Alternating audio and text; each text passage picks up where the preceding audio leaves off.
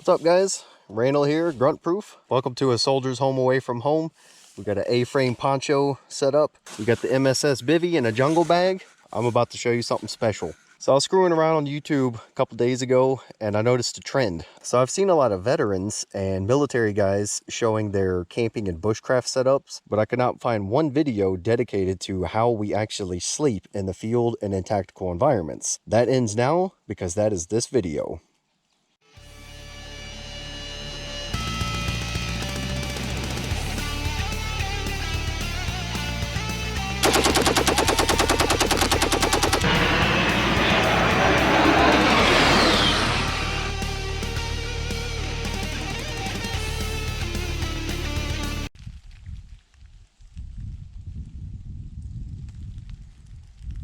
Here's what we got set up today. We have an old school woodland camo bivvy with the green jungle bag in it, Alice Ruck propped up against a tree, or cover. This is the most popular way to sleep in a non-tactical environment. This is just a simple poncho A-frame setup, bungee cords and a couple tent pegs. Very fast to set up, very fast to break down. And of course, the newer ACU bivvy with the foliage green jungle bag. How we sleep on a mission or in a training environment, it depends mainly on one variable, and that is, what is the mission? So if it's tactical, downrange, deployed on some kind of patrol or something, obviously that is the most strict. Then we go out to the most lenient version, a training environment, and then within that you have a tactical environment. Under both circumstances, a lot of that still depends on what we're already carrying and what we can afford to carry. When you deploy or you go to the field for training, you generally get some kind of packing list. That's telling all the enlisted soldiers generally what they need to bring at a minimum. Soldiers are allowed to vary that. They can bring more stuff if they want to. Usually you have some freedom to interchange stuff, but you still have to bring that bare minimum. But at the end of the day, it's usually up to the soldier what they want to deal with and what kind of extra weight they want to put on them. You're already carrying a ton of mission essential equipment. Radios, batteries, extra sights, any kind of extra crap, your food and water, whatever crap your unit passes down to you to hump. And that's the stuff you have to have on you. So depending on the environment you're going to be sleeping in, that's how you can choose your sleep system. So something you will not see from a lot of these campers and bushcrafters. In a military setting, especially deployed or in a field training environment, sleep sucks. You're never going to sleep very well if you sleep at all. You're going to be cold, you're going to be tired the entire time. That's just the sad fact of being in the military, especially as a grunt being deployed or out in the field training. It's going to suck, period. Your comfort comes last. What comes first is security. Anytime you stop, anytime you set up to sleep overnight, if you're in a patrol base, an overwatch position, whatever, security is always number one. You have to be able to set up quickly, somewhat quietly. You have to have a low profile. One that's also mostly forgotten is you have to be able to pack up and get out of there in a hurry. That means you got to leave your silk pajamas and your bunny fuzzy slippers at home, because if you're set up in camp or an OP overnight and you have to get up and run or you have to fight, you're not going to have time to change back into your clothes. That leads into the next characteristic, especially if you're deployed, but even in a tactical training environment in the field, you have to be ready to fight. That means you don't change into other clothes. You might add some layers if it's going to get cold at night, but otherwise you're sleeping in your uniform, usually the same one you wore that day, no matter how dirty it is. And most times, at least in my experience, we slept with our boots on. We might just loosen the laces a little bit in case we had to get up and move real quick. Otherwise, you have to be ready to jump up and get to work in a minute's notice. So with all that being said, this is one of the most popular shelters I've seen in my 18 years of experience sleeping in the woods. This is a field environment, a little bit looser tactical restrictions, and this is preparing for rain. It's a very simple setup. It's like my body bag tarp setup video that I did. You got a bungee cord at each end. You set them up about knee height. That gives you room to spread out the poncho with some pegs. We usually leave this one open so we can jump out quick if we need to. You just plop your sleep system down on the ground. Most guys put their ruck right here at their head in case they need to reach something, and that's also their pillow. So there you go. This is low profile. It protects us from the rain, some wind. This would be more of a looser field training environment where you just need to set up in camp. I also have no sleeping mat in here. My entire time as a grunt, I never carried a sleeping mat because it was just too big and bulky. I didn't want to have it on the outside of my ruck. It would probably get ripped off because we'd strap our rucks to a Bradley or the outside of a truck. Either way, it's just a pain in the ass. So most of us left the sleeping mat at home. If you're in the woods, it's not too bad to pile up some leaves and you got some padding. Otherwise, the sleep mat is just a hassle most of us never even wanted to deal with. This is the Army issued improved combat shelter. There are plenty of videos on YouTube about this thing, so I don't think I need to do a review video or go in depth on it. But I'll just say that the tent, when I was a grunt, we didn't carry any tents. You slept in the dirt or the mud under your shelter if you were lucky. That's about it. Especially if you were on foot. This thing is pretty friggin' heavy, so if you got to pile this on top of your already overfull rucksack, this is just going to be a pain in the ass. And as I said before, security is number one. So if you have a platoon, 30 plus guys in the woods trying to set up these tents, it's too loud. It's going to look like a gypsy camp. They're not going to be able to break it down if you have to move quickly. So a lot of units would actually tell their guys to leave these at home. The only time I used a tent in my entire 18 years of service was a couple years ago. We did a joint training exercise, a big convoy road trip all the way up through Poland, Lithuania, Latvia, and then back down. And the drive was non-tactical. The sleeping conditions were non-tactical. We were basically just convoying up there to get up there and do some training and come back home. That's when most of us brought these tents because we had plenty of time to set them up. There was no fighting going on, no tactical training, so you could get a little bit comfortable. So then I brought this tent, I brought my sleeping mat, brought a camping stove, and actually had a pretty good time. Otherwise, in a tactical or field training environment, this tent is essentially useless to us.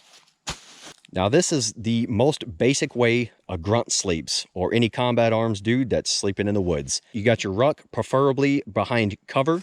And if you can just imagine, if this is a patrol base, you're going to have soldiers on all these other trees. This would be the center of the patrol base, the kind of protected area where your lieutenant and all those guys sleep. And this would be your sector of fire. So that is your cover. Preferably, you would want to have a little bit more concealment. I just put this here so you guys could get a better view of it. But that's basically it. You just throw your bivvy out on the ground. Again, no sleeping mat. I got the green jungle bag in there. This is why the Alice Ruck has always been my favorite ruck, because this kidney pad is a perfect pillow at night. You prop it up against a tree. You can reach your stuff right there if you need to. You could throw your wet weather jacket or your Gore-Tex jacket over this in case it starts raining. There's your pillow, and then you're protected right here. If you have to get up in a hurry, you just grab everything, pack it in your ruck, and you're ready to go. So what about in a tactical environment, maybe deployed, where you're expecting contact from the enemy or contact is likely? There you go. You're sleeping in your uniform. If it's cold, you're sleeping in whatever cold weather gear you could manage to pack into your overstuffed rucksack. You throw your ruck against the tree. There's your pillow. You lay down on the ground. That's how you sleep. If you forgot cold weather gear, or your command sucked and put out a crappy packing list, and you didn't think to bring your own, you're going to be sucking.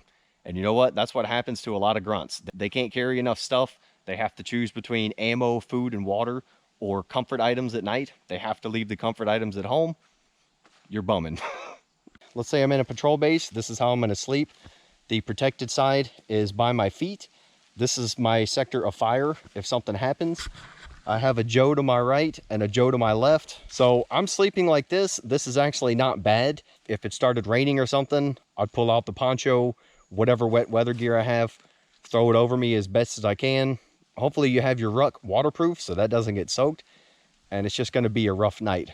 But none of that comfort even matters, because in a real tactical situation in the woods like this, you're so worried about security or getting somebody else killed, you're not going to have a good night's sleep anyway. And on that note, with security, you're generally doing 25 to 50% security. So that means every other guy is going to be awake at all times. So you're going to sleep for about an hour, and then one of the guys to your left or right is going to come waking you up. So you're basically just going to be catnapping all night. And in this kind of environment, you're getting up before the sunrise anyway. So you're going to be lucky to get 3 hours of very interrupted sleep. So in that case, let's say I'm sleeping like this. I got my weapon right here, hands cradling it, however you want to protect your weapon. You're racked out, your buddy comes and wakes you up. When it's your turn for fire guard, what we call it, you just got to roll over. So that's it. Before the guy goes back to sleep, he makes sure I'm actually up like this and alert, because guys do fall back asleep.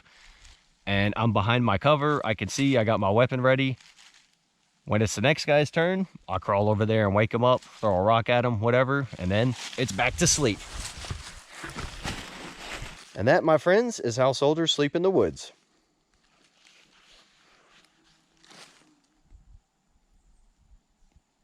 So, question, if you do have to get up, pack up in a hurry, and let's say you're under fire, how does that happen? In a tactical situation, well, you don't want 30 guys jumping up and trying to pack their bags under fire. That would be stupid.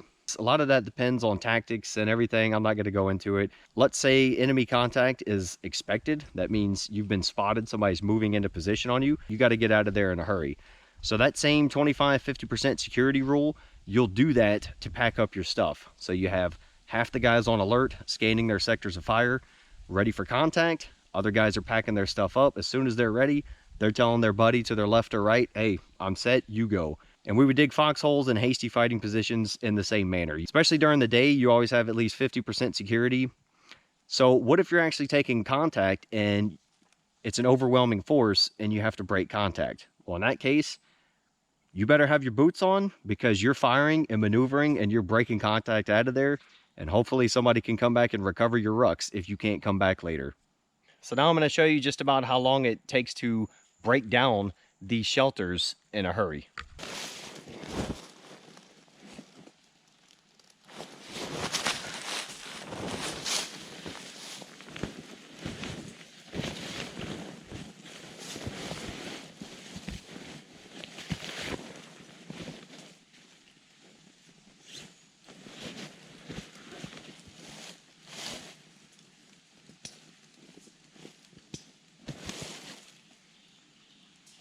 So less than 15 seconds, I'm ready to go. I could pack it up while crouching. I could even lay it down and pack it up while in the prone if I had to. So now I'm going to show you with the poncho shelter, even with a bigger setup, how fast it is to break down because of the bungee cords and limited equipment.